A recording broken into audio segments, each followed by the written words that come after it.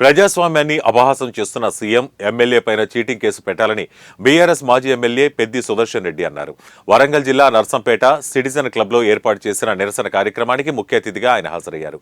ఈ సందర్భంగా అభివృద్ధిలో రాష్ట్రంలోనే ప్రత్యేక గుర్తింపు ఉన్న నర్సంపేట వెనకబడటం దురదృష్టకరమని వాపోయారు.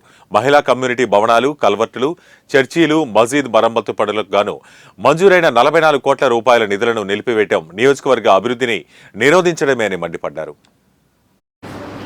నన్ను ఎందుకు అరెస్ట్ పెట్టు?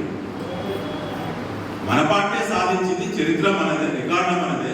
ఆ జీవోలనే requested reference by Peddi Sudarshan Reddy MLA Narsampet మీ బిడ్డ నన్ను ఉండే నువ్వు మాట్లాడే పోతుందా?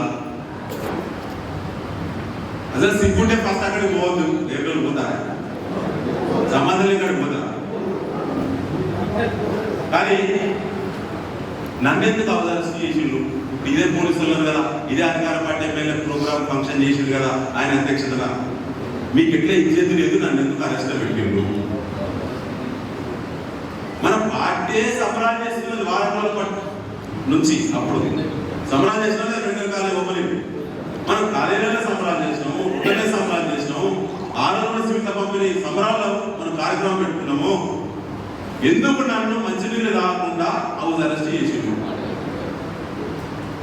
నన్ను నిర్బంధించి ఓపెనింగ్ చేయడానికి మీకు ఎట్లా సిగ్గు లేదు?